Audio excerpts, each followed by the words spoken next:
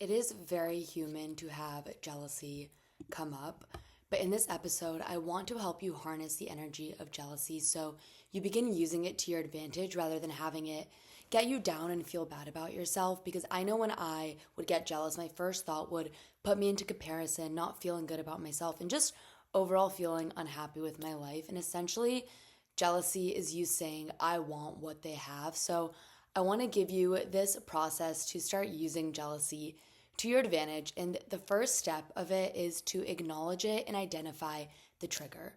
Because again, you are a human being and naturally feelings will come up. So when they do, acknowledge it, understand it, and then pinpoint it. What exactly is this feeling of jealousy coming from? And then the second part of this is let go of the judgment that you're maybe feeling on yourself about it, because I know personally I will always feel judgmental on myself when I feel jealousy coming up, like I shouldn't be feeling this way, why am I feeling this way, and just being like judgmental or hard on myself for feeling it. But instead of labeling it as bad, I encourage you to just allow yourself to observe it. The third step is to understand what it is trying to tell you and dig into that desire, because jealousy comes up for you to see what areas of your life you're settling in, what you may feel like you are lacking or what you want more of in your life. And every single quote unquote negative emotion that we have has a positive intention behind it.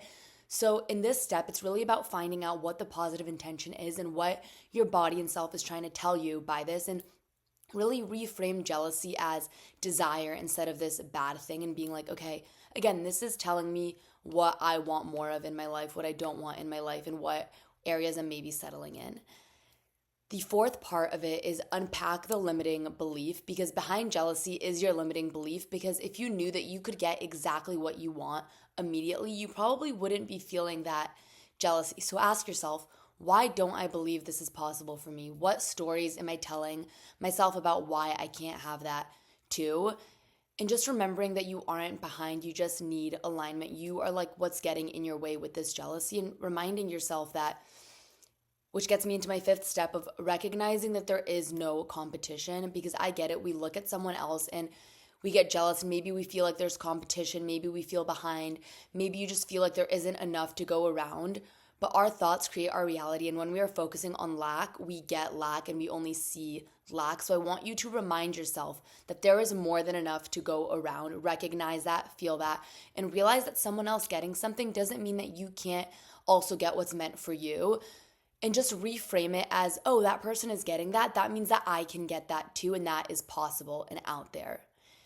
The sixth step is stepping into your uniqueness, because each and every one of us is so special, so unique, so different, and so one of a kind. And so there really is no competition, because when you get into jealousy or comparison, it is so easy to really forget all that really makes you who you are, all that really makes you special. And you're basically telling yourself, oh, what someone else has takes away from what you have. But you have to remember that you are so, so unique and special. And there is no one, literally no one on this earth who is exactly like you, has the exact same combination of all the things that make you exactly who you are, with the same sense of humor, with the exact same taste of music, with the exact same personality, like all the things that make you unique. That combination is so unique to you, and it is so important for you to remember that. And lastly, it is about turning your jealousy into action. So in the book, The Artist's Way, there's a task that asks you who you are jealous of, and then why you are jealous of them, and then come up with the action antidote for that. So for example, maybe you're jealous of a friend. It's asking yourself, why am I jealous of them? Maybe because she's going for her dream career and you feel like you're not. And so the action would be for you to take the first step towards your dream career. And of course, it can get a lot more in depth than that. But it is really about like reminding yourself again, okay, jealousy is here to tell me what I might feel like I'm settling in, what I might be feeling like I could do more of.